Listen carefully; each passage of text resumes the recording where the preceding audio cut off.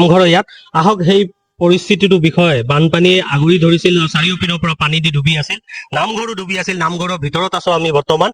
আহক জানিব চেষ্টা কৰিছো যিহেতু নামঘৰ ডুবি আছিল আৰু এতিয়াও আপুনি দেখি আছে সকলো মহিলাই কাম কৰি আছে যেনে তেনে পানী হেঁচি উলিয়ালে তাৰ বাহিৰে যিমান ব্লিচিং দি কিনে চাফাই কৰি আছে আহক ইয়াৰ বিষয়ে জানো কি ক'ব বিচাৰে সেইদিনা ৰাতি কি কম আৰু মানে কাহানি নোহোৱা নোপোজা কথা আজি 100-200 বছৰ আমিতো একো গমেই নাপাওঁ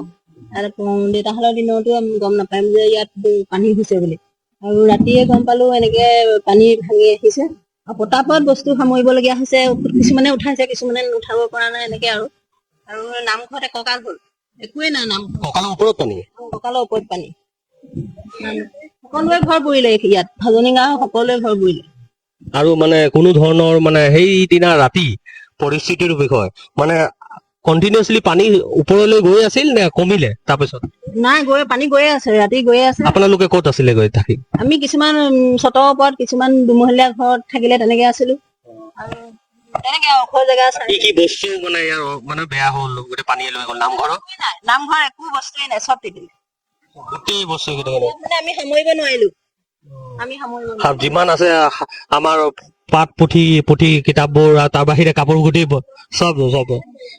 দেখি পাইছো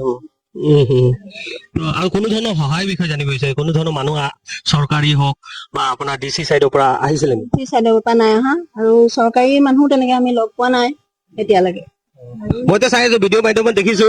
বেছিভাগে গোটেই ভিডিঅ' কণ্টেইনাৰ কেইটা মানুহে আগবাঢ়ি আহিছে সহায় কৰি আছে হওক আৰু কিবা অসুবিধা যদি হৈ আছে এই নামঘৰ হওক বা নিজৰ ঘৰ হওক আৰু চৰকাৰে সুবিধা খিনি মানুহৰ পৰিস্থিতি লৈ সুবিধা খিনি দিব লাগে সকলোৱে মানে তিতিছে সকলোৱে কষ্ট হৈছে সেই অনুপাতে সাহায্য দিলে আমি ভাল পাম আৰু এই নামঘৰটো মানে বহুত বস্তুৱে বেয়া হ'ল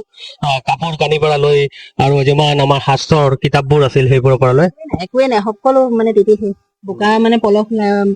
খাই গ'ল চাইছো গোটেই পৰিস্থিতিটো বহুতে বেয়া গোটেই কাপোৰ কানি আপোনালোকে এতিয়াও ৱাছ কৰি আছে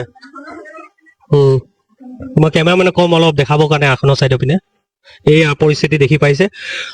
কমৰৰ ওপৰলৈকে পানী আছিল আৰু গোটেই কাপোৰ কানি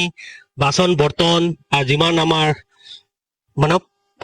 কিতাপ শাস্ত্ৰৰ কিতাপ হওক সেই পুথিবোৰ গোটেই নষ্ট হৈ গ'ল চৰকাৰলৈ এয়া আহ্বান বোলে চৰকাৰৰ কোনো মানুহ এতিয়ালৈকে এই গাঁওখনৰ ভিতৰত সোমোৱা নাই সোমাওক পৰিস্থিতিৰ বিষয়ে জানক আৰু নামঘৰত যাতে কিবা এটা সহায় কৰি দিয়ক যাতে আগত যেনেকুৱা আছিল নামঘৰ সকলোৱে মানুহ জড়িত হৈছিল নামঘৰৰ মাধ্যমত তো যাতে তেওঁলোকে নিজৰ যিমান ৰিচুৱেল আছে আৰু যিমান সংস্কৃতিৰ তেওঁলোকে পৰম্পৰাগত কাৰ্যসূচীবোৰ কৰি গৈ আছে নামঘৰৰ মাধ্যমত হওক যাতে তেওঁলোকে কৰি যায় সেই সহায় সহযোগ এতিয়া গভৰ্ণমেণ্টৰ টাইম গোটেই যিমান আছে এনালিচিছ কৰিব গ্ৰাউণ্ডত আৰু কেনেকুৱা ধৰণৰ ক্ষতি হৈছে নামঘৰ হওক ঘৰ হওক আৰু ল'ৰা ছোৱালীবোৰ আৰু মহিলাবোৰ আৰু যিমান ইয়াৰ বাস কৰা মানুহবোৰ কি কষ্ট সেয়াৰ ওপৰত যাতে এটা সোনকালে পদক্ষেপ লৈ আৰু এই ক্ষতিপূৰণ এটা ডাঙৰ সহায় আৰু ডাঙৰ মানে তেওঁৰ পিনে ইনিচিয়েটিভ চৰকাৰৰ পিনৰ পৰা দৰকাৰ